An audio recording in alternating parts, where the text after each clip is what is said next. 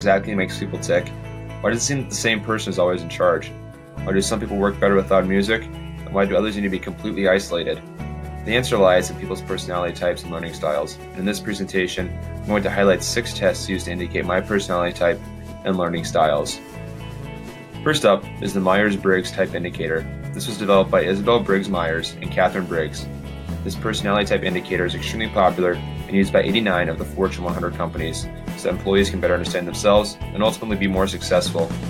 There are 4 categories: introvert or extrovert, sensing or intuitive, feeling or thinking, and judging or perceiving. I found out I was an INFJ, or introvert, intuitive, feeling, judging.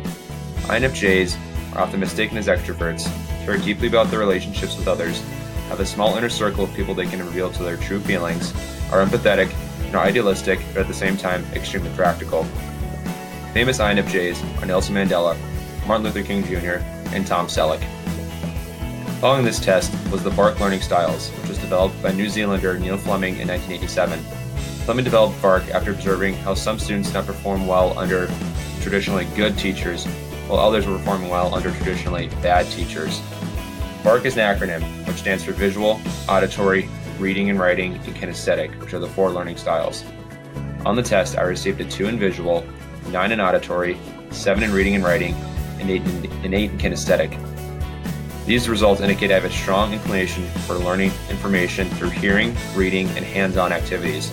I am also multimodal, prefer delivery, in all 3 types. Following this test was Felder's Learning Styles, which was developed by Dr. Felder and Dr. Solomon in the late 1980s. Like VARK, there are 4 categories, or dimensions, and these dimensions, however, are on a continuum, unlike VARK. These dimensions are sensory and intuitive, visual and verbal, active and reflective, and sequential and global. On the test, the highest possible score was a 10 on either end of the continuum. I received a 7 for sensory, 3 for verbal, 3 for reflective, and 1 for sequential, meaning I have the strongest preference for indicating through concrete, practical, and procedural information, and moderate tendencies in learning through analyzing or information to be heard or read.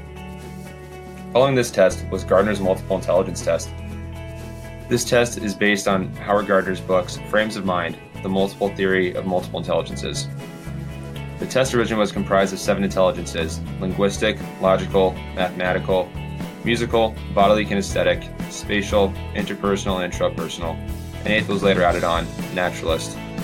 According to this test, I received a 56 with interpersonal and a 50 with intrapersonal, which are my highest scores. My lowest score is a 25 with musical.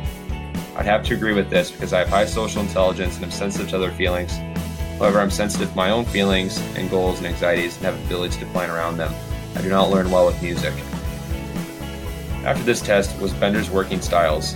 There are 4 of them: amiable, which are devoted, consistent, dependable, loyal, and hardworking; analytical, who are polite, reserved, fact-oriented, and task-oriented; drivers, who are strong-willed, direct, practical, and risk-averse; expressive, who are engaging, accommodating, supportive, persuasive, and socially adept.